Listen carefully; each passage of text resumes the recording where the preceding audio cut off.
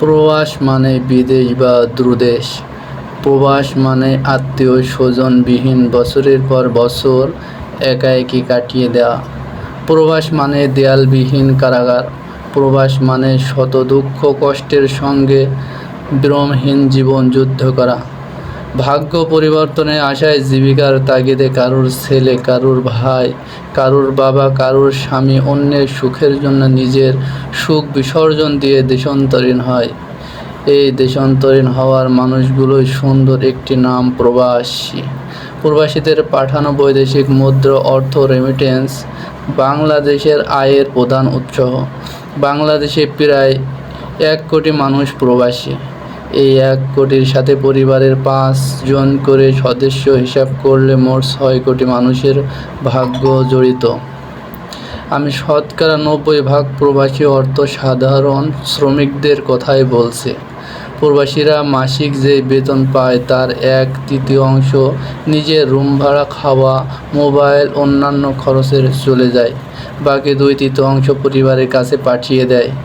তাতে ঘর খরচ, ছেলে মেয়ের স্কুল খরচ, ভাই বোনের বিবাহ, মা বাবার চিকিৎসা খরচ ও সহধর্মিণীর হাত খরচ ইত্যাদি। সমাজের প্রতি দায়িত্ববোধতার কারণে বিভিন্ন সামাজিক ও ধর্মীয় প্রতিষ্ঠানে সাহায্য সহযোগিতা করে থাকে। কিন্তু অনেকের ভাগ্য ঠিকমতো বেতন জোটে না। 4-5 মাস পর্যন্ত বেতন বাকি থাকে। তখন ধার কর্জ করে প্রিয়জনের সুখের জন্য টাকা পাঠিয়ে থাকে। কিন্তু সেই দুঃখ কাউকে বুঝতে দেয় না।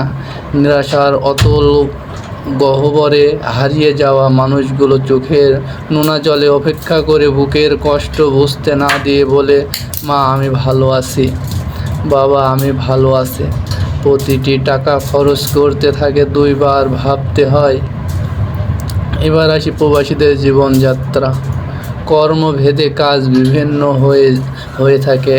যেমন বড় কোম্পানিতে ভোর 4টায় উঠে দুপুরের খাবার নিয়ে 30-40 কিলোমিটার দূরত্ব বিল্ডিং কনস্ট্রাকশনের কাজের যেতে হয়।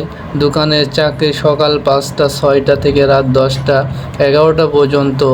আর সবচেয়ে কষ্টের কাজ হচ্ছে বাগান ও ঘরের চাকরি, যেখানে শুধুমাত্র নিন্দাটাই বিশ্রাম। একটু বিশ্রাম নেবে তার সুযোগ নেই। শুধু কাজ করে যাও। শুধু তাই নয়, তার উপর আবার মানসিক নির্যাতনও চলে। বছরের রমজান ঈদ ও কুরবানি ঈদ 2 দিন করে মোট 4 দিন বন্ধ পাওয়া যায়। জীবনে